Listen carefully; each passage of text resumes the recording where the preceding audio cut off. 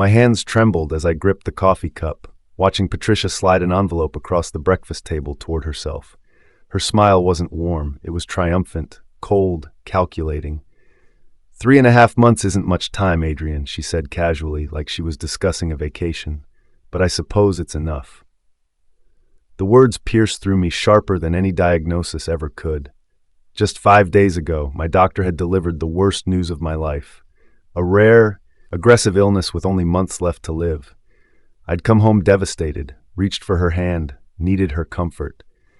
But Patricia had barely looked at me. That very night, I'd heard her first whispered phone call through the bedroom wall. Plans, calculations, a countdown to my $100 million estate. Now sitting across from the woman I'd loved for 12 years, I realized the illness wasn't my only enemy. Betrayal had been living under my roof all along, wearing my wife's face, waiting for me to die so she could cash in. But she didn't know what I'd discovered, and she had no idea what was coming. I froze completely, coffee halfway to my lips, watching Patricia's smug expression as she checked her phone. She glanced up at me with what looked like pity, but I saw something else underneath.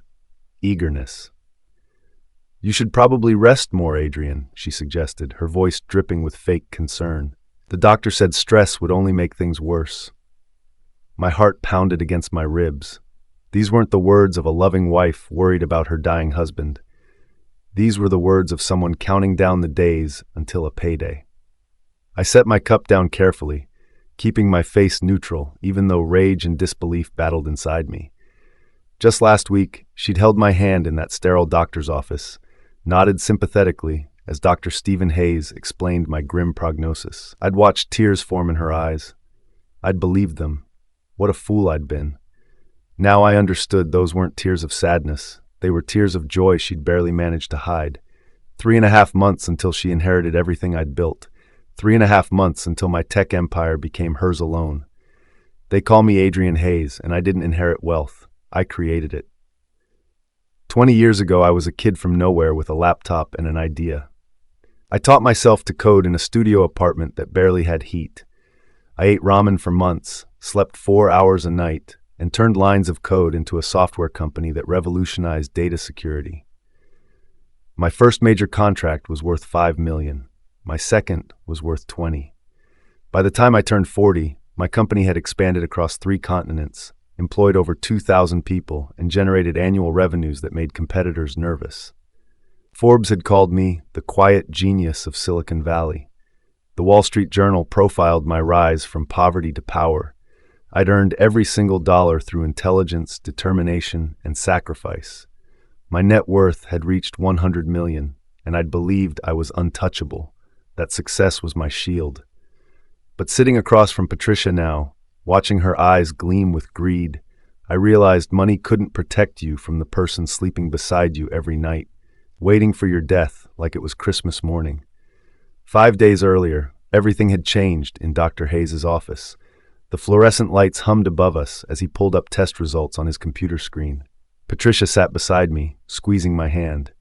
"Mr. Hayes," the doctor began slowly, "I'm afraid the results aren't what we hoped for." My stomach had dropped instantly. He'd explained the illness, rare, aggressive, attacking my organs in ways that were difficult to treat. "With current treatment options," he'd said carefully, "we're looking at approximately 3 to 4 months. I'm very sorry." The room had spun. Patricia's grip on my hand had tightened, and I'd heard her gasp. We'd driven home in silence, me too shocked to speak, her occasionally reaching over to touch my shoulder.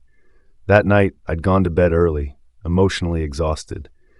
Around midnight, I'd woken to use the bathroom and heard Patricia's voice drifting from downstairs. Curious, I'd crept to the top of the stairs. 3.5 months maximum, she'd whispered into her phone.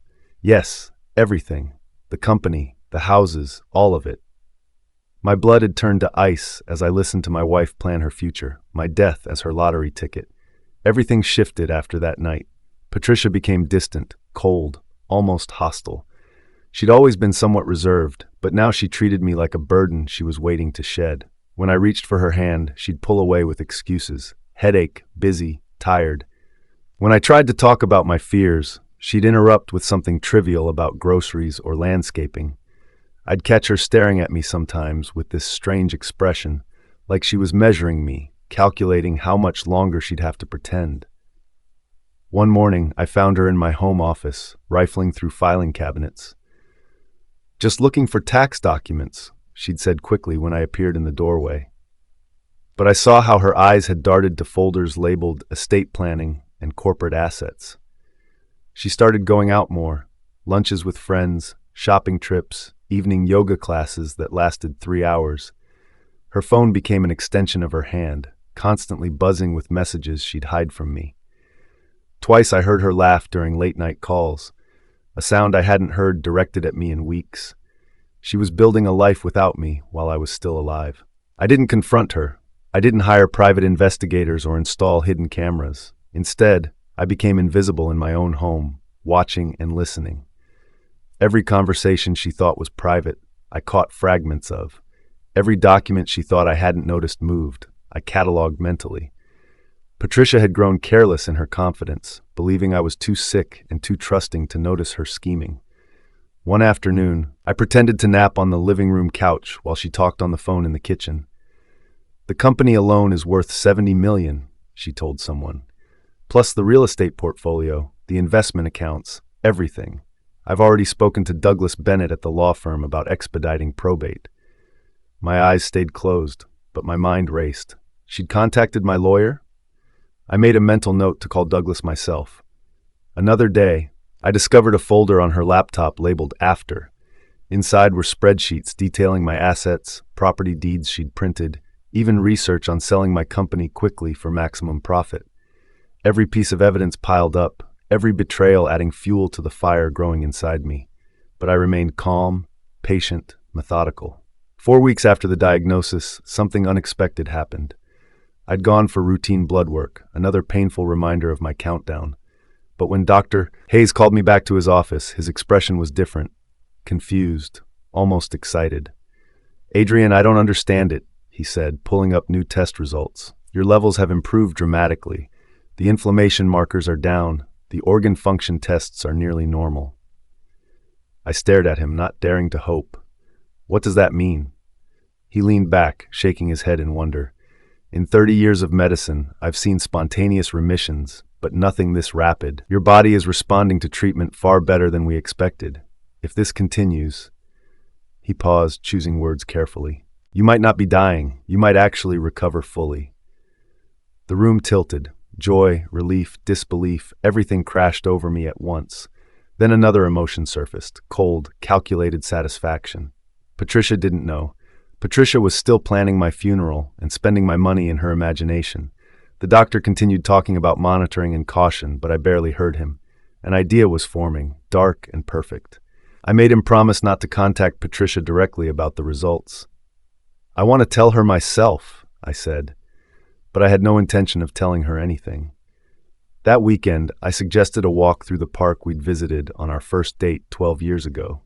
Patricia looked surprised but agreed, probably thinking it was a dying man's sentimental request. We strolled under oak trees, turning autumn colors, the lake glittering beside us. She linked her arm through mine, laughing at something I said, touching my shoulder affectionately. To anyone watching, we looked like a couple deeply in love. But I studied every gesture, every forced smile, every calculated touch. This was a performance for her conscience, a way to tell herself later that she'd been supportive during my final days.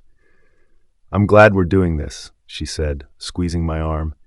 "We should make the most of the time we have left." The words sounded caring, but I heard their real meaning. She was counting down, impatient for the finish line. I smiled back, playing my role perfectly. "You're right," I agreed. "We should enjoy every moment."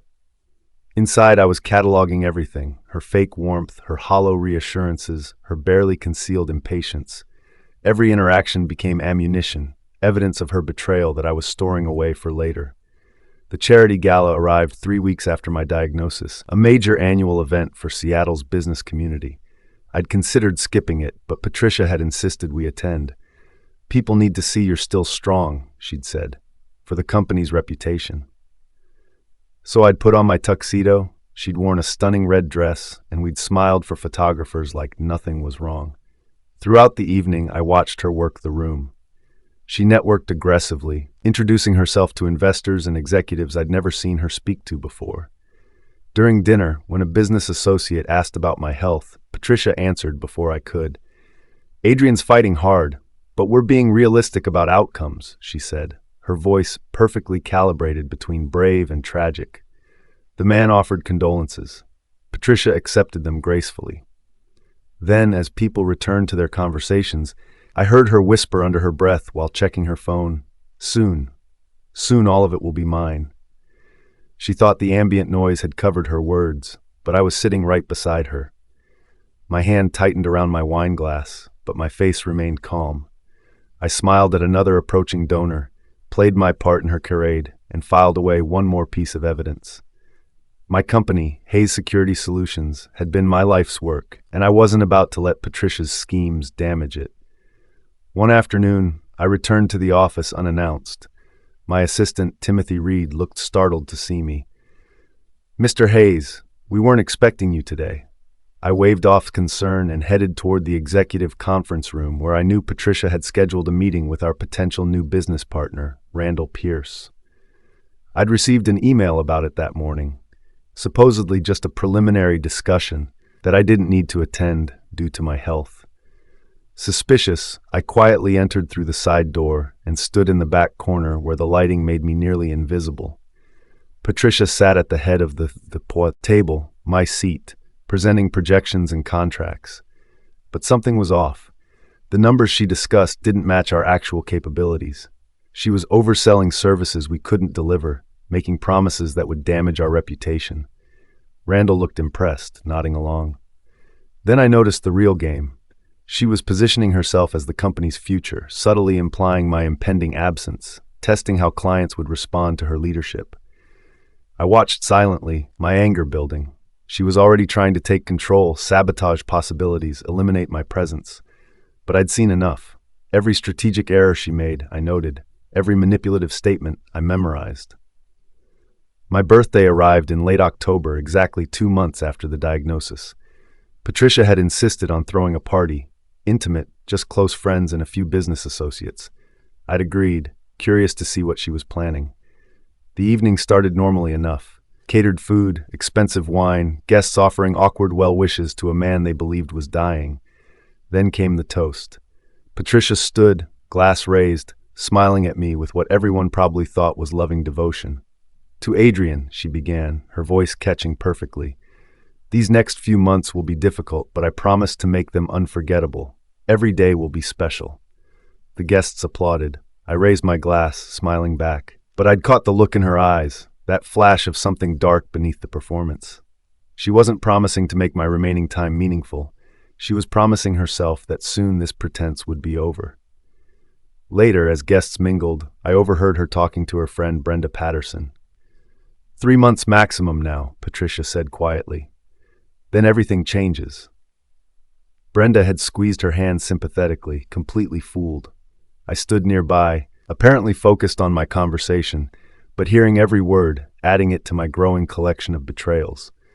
I discovered Patricia had contacted Douglas Bennett, my estate attorney, when I received a courtesy email from his office about scheduling a follow-up consultation. Confused, I called Douglas directly. "Douglas, did Patricia schedule something with you?" A pause. "Yes, she came in last week, said you'd sent her to discuss updating your will and discussing estate planning given your situation. She had questions about inheritance timelines, probate procedures, asset transfer protocols."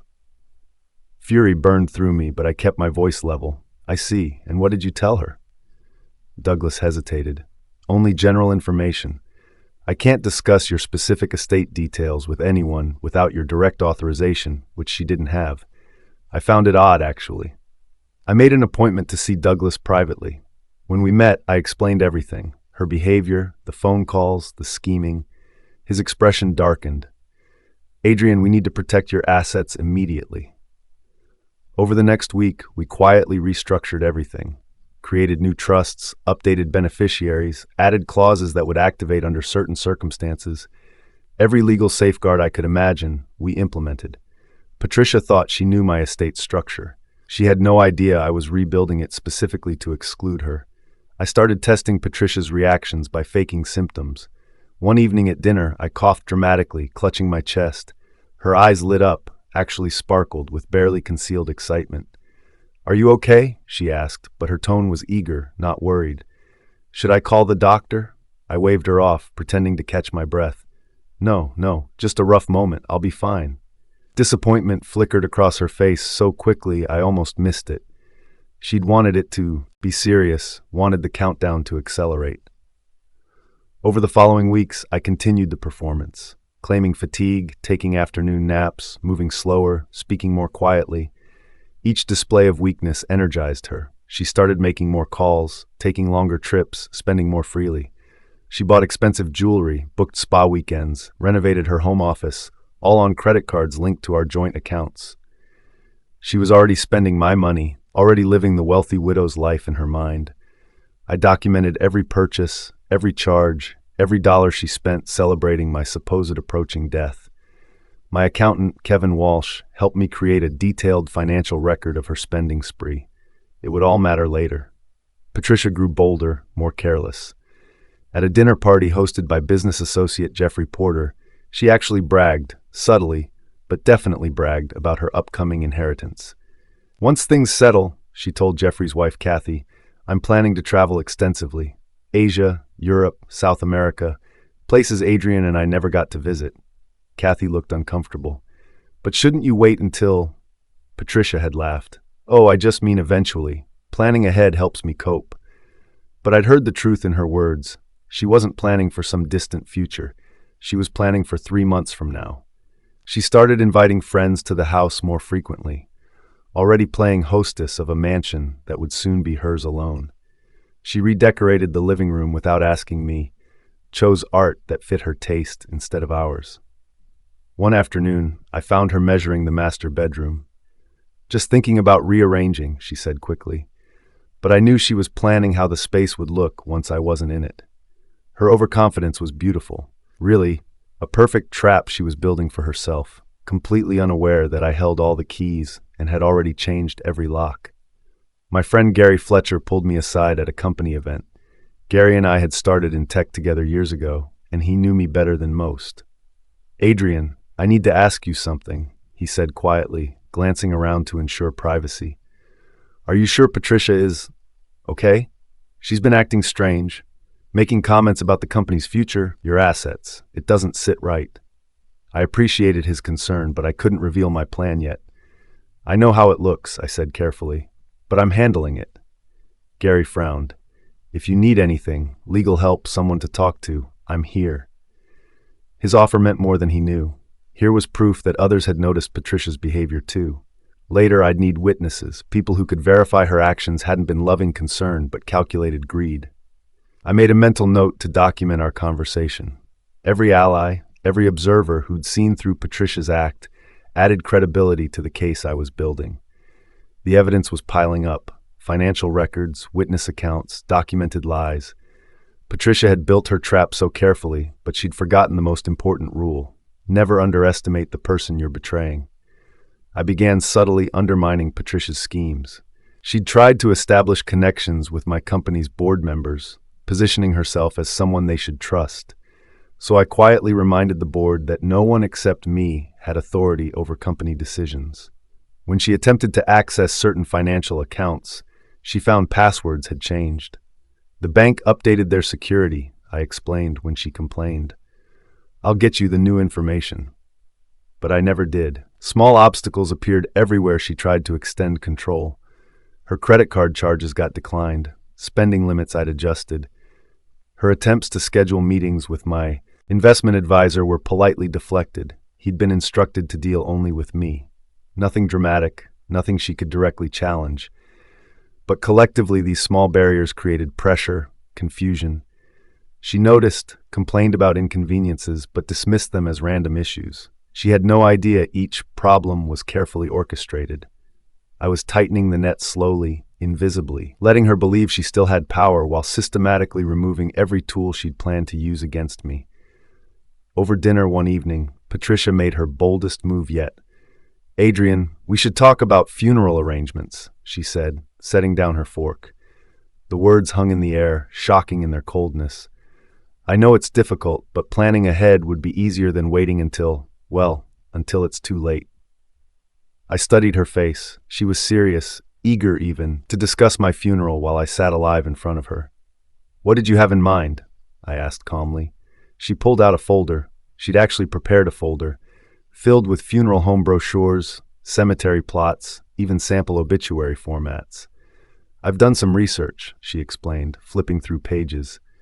"This funeral home in Bellevue is very upscale, perfect for someone of your stature." She was planning my funeral the way some people planned weddings, with excitement and attention to detail. I nodded along, pretended to care about casket options and flower arrangements, while inside I marveled at her audacity. She was so confident in my death, so certain of her impending wealth, that she couldn't even fake appropriate solemnity anymore. My calm, measured responses said more than words could. I let her talk, let her reveal herself completely. Hayes Security Solutions landed a major contract in November, $15 million over 3 years with a Fortune 500 company. It was the kind of deal that would secure my company's future for years. I'd negotiated it carefully, personally, without Patricia's knowledge. When I announced it at a board meeting, Patricia's face went pale. She'd been there, sitting in on meetings she had no real right to attend, expecting to witness my company's decline in my absence. Instead, I just secured its future. After the meeting, board member Wayne Harper congratulated me enthusiastically. "Adrian, this is brilliant. Your health issues certainly haven't affected your business instincts." I smiled, accepting praise while watching Patricia seethe in the corner. She'd tried to sabotage this exact deal 2 weeks earlier by contacting the client and suggesting uncertainties about our company's future leadership. But I'd countered her move by presenting the deal myself, demonstrating strength and capability. Her attempt to undermine me had failed completely, and worse for her, she couldn't reveal her interference without exposing her motives. Every business victory I achieved chipped away at her narrative of my weakness. Through my attorney Douglas, I discovered Patricia had reached out to my distant relatives, cousins I barely spoke to, an uncle I hadn't seen in years. She'd been building relationships, positioning herself as the grieving wife-to-be, subtly gathering support for inheritance claims. My cousin Marilyn Castillo called me, concerned. "Adrian, Patricia contacted me asking about family history, your relationships with relatives." It felt odd. I thanked Marilyn for the warning. Through Douglas, I restructured my entire estate, creating ironclad trusts that bypassed traditional inheritance laws. I designated specific charities, established scholarships, created business succession plans that excluded Patricia completely. Every asset I controlled, I legally shielded. Patricia's attempts to build a coalition for her inheritance were meaningless. She had no idea how thoroughly I'd already outmaneuvered her. The relatives she'd courted, the lawyers she'd consulted, the plans she'd made, all of it was based on an estate structure that no longer existed. I'd rebuilt everything, creating a legal fortress she couldn't penetrate. On a quiet Saturday night in late November, while Patricia was out at another of her yoga classes, I sat alone in my study and opened a bottle of expensive scotch I'd been saving. For what? I'd never known. But tonight felt appropriate.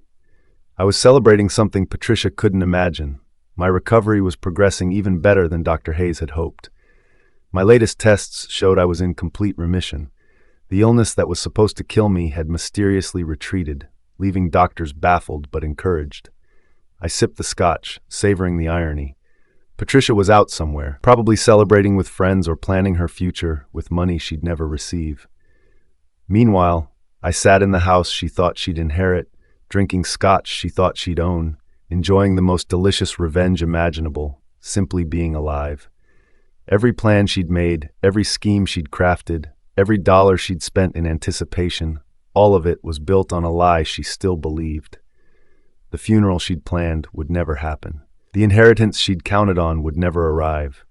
The widow's life she'd designed would never exist. I raised my glass to the empty room, toasting my own unexpected survival and her inevitable, spectacular downfall. I began playing with Patricia's emotions, testing just how far her deception went. I'd schedule intimate dinners, speaking softly about fears and regrets, watching how she'd respond. She'd put on displays of comfort, holding my hand, offering reassuring words, but her eyes told the real story. She was performing, checking boxes, maintaining the appearance of a loving wife. One evening, I told her I wanted to renew our vows. "Before I die," I said, my voice deliberately weak, "I want to reaffirm our commitment." Her face struggled between horror and obligation. She couldn't refuse without revealing her true feelings, but agreeing meant more pretense, more delay. That's beautiful, Adrian," she managed finally. "Let's plan something special." But I saw the calculation behind her eyes. How quickly could she organize it? How soon could she get it over with? I pushed further. "Maybe next month?" I might not have much time after that. Now she was trapped, committed to another performance. Every test I created, she failed. Every opportunity to show genuine care, she revealed more greed. The emotional manipulation flowed both ways now, except I knew exactly what I was doing while she remained blind. Patricia's public bragging reached new heights at a business conference in early December. I'd attended despite my condition, wanting to maintain company visibility. During a networking reception, I overheard Patricia talking to a group of executives' wives. "It won't be long now," she said, trying to sound sad, but missing the mark completely. "But Adrian's ensured I'll be well provided for. The estate is substantial." One woman looked uncomfortable. "Patricia, should you be discussing this?" Patricia laughed it off. "Oh, we've been very open about his prognosis. Adrian wants me prepared." But I was standing 15 feet away, clearly visible, clearly hearing every word. Several people noticed the disconnect between her words and my presence. Their expressions shifted: confusion, disapproval, even disgust. Patricia's public misstep was significant because now others were witnessing her inappropriate behavior, her eagerness to discuss my death and her inheritance. She'd grown so confident, so careless, that she couldn't maintain proper appearances anymore. Each public display created more witnesses to her greed, more people who'd remember how she'd acted during my supposed final months. My revenge wouldn't just be private. It would be witnessed and validated by everyone who'd seen her true character. Patricia continued her countdown, completely unaware that the clock had stopped. Every morning, I'd watch her check her phone calendar, mentally calculating remaining days. She'd scheduled appointments for January, meetings with financial advisors, real estate agents, even travel planners. Everything set to begin immediately after my expected death. Meanwhile, I'd been implementing the final pieces of my legal strategy.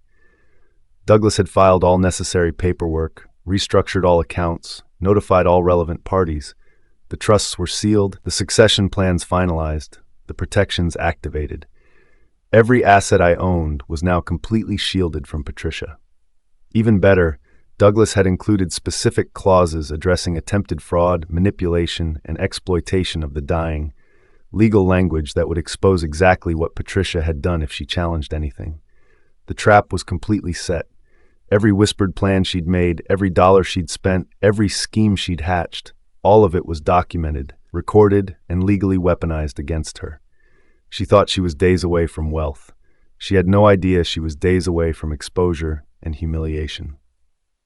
I scheduled a private dinner at Canlis, Seattle's most exclusive restaurant, telling Patricia I had important news to share.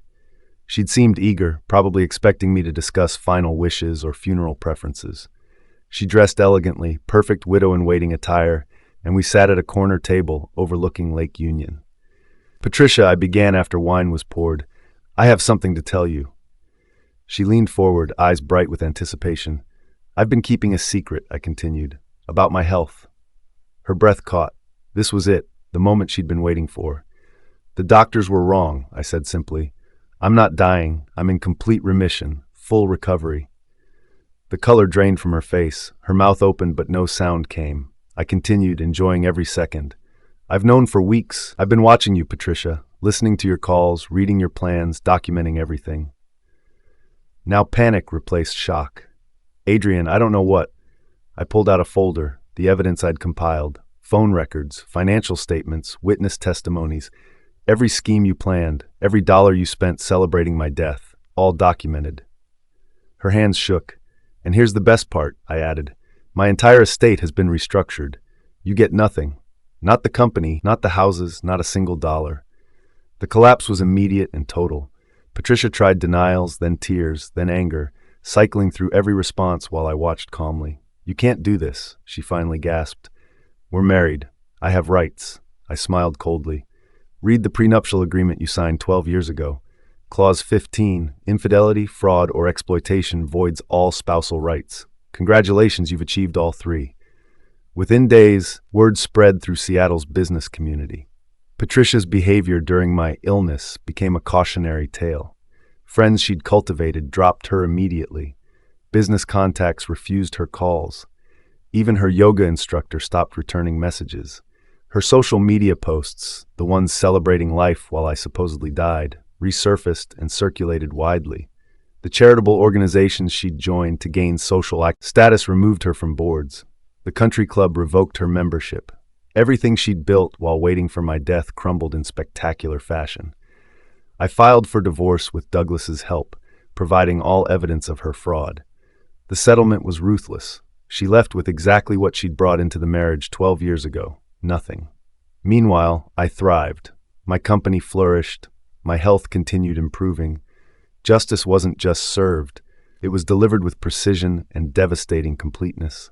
6 months later, I stood in my downtown office, looking out over Seattle's skyline. Hayes Security Solutions had just been valued at $120 million, $20 million more than when Patricia had planned to inherit it. I'd promoted Timothy Reed to Chief Operating Officer, rewarding his loyalty. The company was stronger than ever. My health remained excellent. Dr. Hayes called it miraculous, but I called it justice. Patricia had vanished from Seattle, last heard working retail somewhere in California, living in a small apartment, driving a used car. Everything she'd dreamed of possessing was further from her reach than ever. Some people called my revenge cruel. I called it consequence. She'd waited eagerly for my death, spent my money before I was gone, planned my funeral while I still breathed. She'd betrayed not just marriage vows, but basic human decency. I'd simply revealed the truth and protected what was mine.